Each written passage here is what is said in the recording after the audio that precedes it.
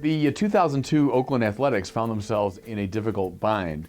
They had done very well the previous year, in fact, making it to the first round of the playoffs. But then during the offseason, their team was raided by some of the big East Coast teams, and they lost 3 of their top players. So now they had to find a way to become competitive again, but within a very strict budget restraints and with a small market and all that. So Billy Beane, who was a former baseball player himself, is the general manager, and he finds a rather ingenious way to make the Oakland A's competitive despite these economic, constraints. Now you say, well, that's not exactly a winning formula for a movie, but oddly it is. It's the basis for this new movie, Moneyball, starring Brad Pitt as Billy Beane, and it's a wonderful movie, and it's a great reflection, I think, on leadership and on sort of the psychology of success. What makes success personally and professionally possible? And therefore, it's also, though this is, I'm sure, far from the intention of the filmmaker, it says something very profound about the spiritual life. So first, a little background on the film, the story of which is fascinating as it unfolds. Billy Beane makes this breakthrough because of this young fella named Peter Brand. He's played by Jonah Hill in the movie. And this is a young, Yale-trained, very smart kid, a junior baseball executive, very little experience. But he stumbled upon a formula. He asked a couple of basic questions, namely, what wins games? Well, getting people scoring runs. What scores runs? Getting people on base. And so the key is finding people who have a knack for getting on base, whether it's through hits or through walks or through being hit, whatever works. And he figured out this metric to determine who's best at getting on base. But here's the interesting thing. He found that those who actually got on base the most were often undervalued or underappreciated by the baseball establishment. They were not the ones who got the adulation, who had the highest statistics, but they were in fact the ones who would win games. So he trains Billy in this method, and they resolve they're going to remake the Oakland A's according to this metric. They're going to get players who aren't that expensive to acquire, but who actually will be very productive.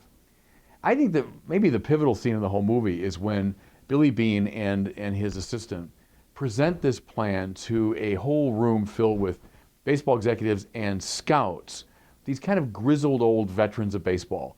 And the scouts are discussing how they're going to put together this team, who are the best prospects.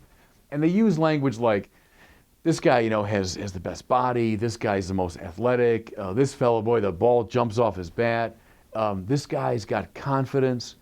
And finally, Billy Beane, who hasn't announced his plan yet, but he shouts out with exasperation, but do they get on base?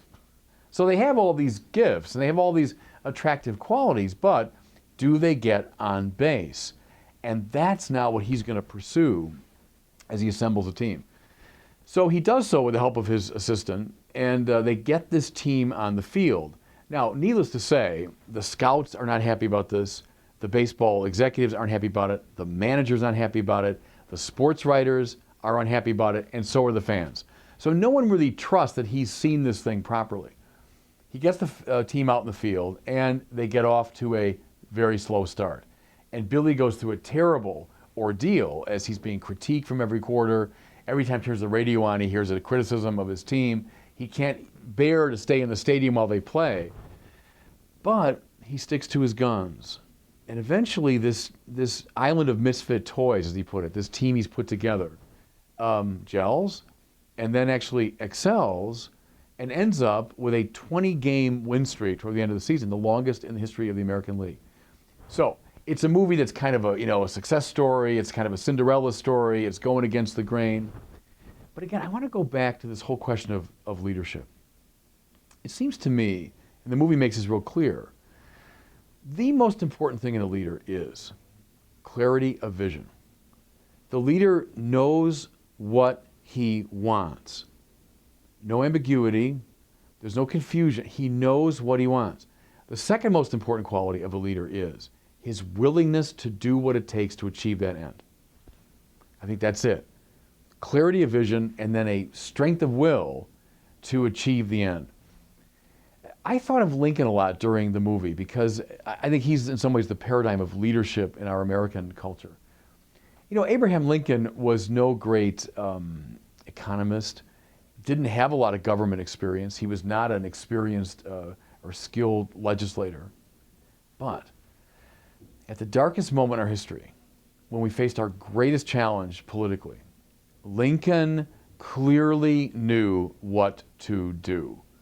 Lincoln knew what the goal was, which was preserving the Union. He famously said, if I could save the Union by freeing all the slaves, I would do it. If I could save the Union by freeing some of the slaves, I would do it. If I could save the Union by freeing none of the slaves, that's what I would do. In other words, he knew what he was about. Secondly, he was willing to do what it took to achieve this goal. So watch Lincoln now in the course of the Civil War. He goes through a bevy of generals until he finds the one who will accomplish his purpose. And all these generals, like McClellan most famously, had all sorts of supporters. Lincoln, nope, I will get rid of them, I'll get rid of them, I'll get rid of them, until I find the man that I want. He eventually found him, of course, in Ulysses Grant. And there was a huge critique of Grant. Many said, oh, he's unqualified. And then once he began fighting, people said, oh, he's a butcher, you know, this terrible General Grant. Lincoln said, I cannot spare this man. He fights. I mean, he knew Grant would do what he needed done. And then he added, of course, playfully, because people would accuse Grant of being a drunk, send a case of Grant's whiskey to all my generals. You know, it's like Lincoln knew the goal and he knew the means required to achieve it. And that made him the greatest leader in our history. Now, look at it in a spiritual context. Gospel of John, those two young disciples of John the Baptist come up to Jesus. Jesus turns on them and he says, what do you want? That's a very important question. That's an indispensable question in the spiritual order. What do you want? The right answer to give, of course, is I want holiness. I want eternal life. I want friendship with you. See, it's all saying the same thing. Clarity of vision in the spiritual life is indispensable for success in the spiritual life. Eternal life would be the spiritual version of scoring runs. See, Billy Beane knew what he wanted. It wasn't, oh, players that look good, players that, boy, the ball jumps off the bat, players that have, you know, this confidence. Who cares, finally? I want players that can score runs. Lincoln knew what he wanted. I want to win the Civil War, period. And nothing distracted these two figures from that goal. So in the spiritual life, what do you want? That's a good question, and a lot of people are unable to answer it. And that's why they drift. If you ask people, even good people, you know, people of goodwill, but they don't know what they want. And that's why they drift around. What's required to achieve this end? And now go through the whole list of spiritual practices and so on. What goes wrong? What goes wrong frequently is we get distracted from all this by 1,000 allurements. So the culture, the wider society will say, you know, oh no, what you want is pleasure, what you want is power, what you want is people to think highly of you, what you want is worldly success. And we get distracted by all those things. Or we get criticized. It always happens. Lincoln was criticized, Billy Beane's criticized. Whenever you're on beam, you'll get criticized. So people say, oh, no, you're wasting your time. You know, you're not living the life you're supposed to live.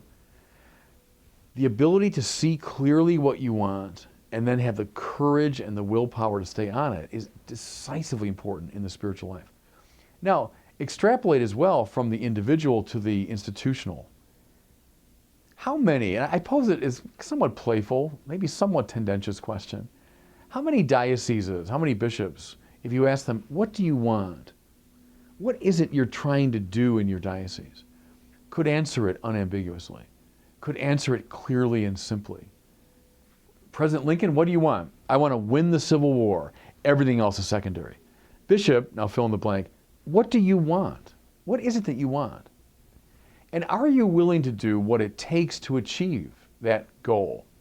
You know, there are a lot of institutions in the church that get bogged down with all sorts of extraneous concerns, that also have bureaucracies that are much more interested in self-preservation than actually achieving the end. Are there bishops who are willing to make a move, make the decisive move, even hiring and firing, in order to achieve these ends. Moneyball is a really interesting portrait of leadership in the world of baseball, but I think the insights we get from it can benefit anybody who's walking the spiritual path.